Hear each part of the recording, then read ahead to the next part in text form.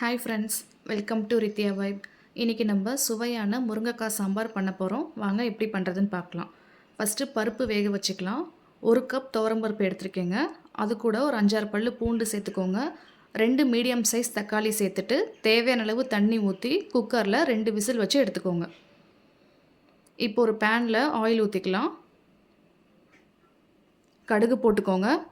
கடுகு பொரிஞ்சதும் எண்ணெயிலேயே 1 ஸ்பூன் ஜீரகம் சேர்த்துக்கோங்க. வெங்காயம் சேர்த்துக்கலாம். கருவேப்பிலை சேர்த்துட்டு நல்லா வதக்கி விட்டுக்கோங்க.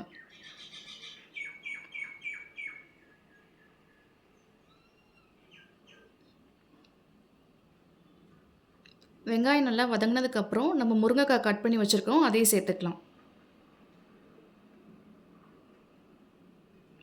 2 நிமிஷத்துக்கு அப்படியே கிளறி விட்டுக்கோங்க.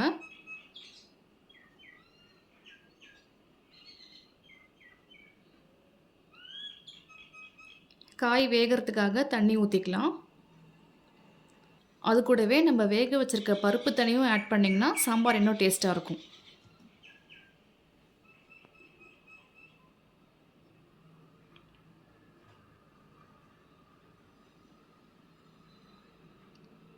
தண்ணி கொதி வந்ததும் மசாலாலாம் சேர்த்துக்கலாம்.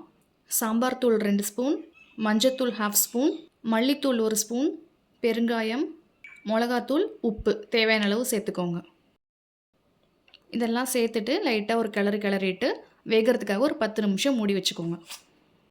காய் வெந்ததுக்கப்புறம் நம்ம வேக வச்சுருக்க பருப்பை ஆட் பண்ணிக்கலாம். 1/2 லெமன் சைஸ் புளி கரைச்சி வச்சுருக்கேன், அதையும் சேர்த்துக்கலாம். காய் வெந்ததுக்கப்புறம் நீங்கள் பருப்பு சேர்த்துக்கோங்க. முன்னாடியே சேர்த்திங்கன்னா பொங்கிக்கிட்டே இருக்கும், அதனால் வெந்ததுக்கப்புறம் சேர்த்துக்கோங்க. பருப்பு புளியெல்லாம் சேர்த்ததுக்கப்புறம் நீங்கள் ஒரு 2 நிமிஷம் சாம்பார் கொதிக்க விட்டிங்கன்னா போதும். இந்த ஸ்டேஜில் திக்னஸ் பார்த்துக்கோங்க. சாம்பார் ரொம்ப திக்காக இருந்துச்சுன்னா கொஞ்சம் தண்ணி ஆட் பண்ணிக்கோங்க. ஏன்னா ஆறுனதுக்கப்புறம் இன்னும் கொஞ்சம் திக்காகும். ஃபைனலாக நம்ம கொத்தமல்லி ஆட் பண்ணிக்கலாம். அவ்வளோதாங்க, நம்மளோட முருங்கைக்காய் சாம்பார் ரெடி. உங்களுக்கு இந்த ரெசிபி பிடிச்சிருந்தா மறக்காமல் நம்ம சேனலை ஃபாலோ பண்ணிக்கோங்க, சப்ஸ்கிரைப் பண்ணிக்கோங்க.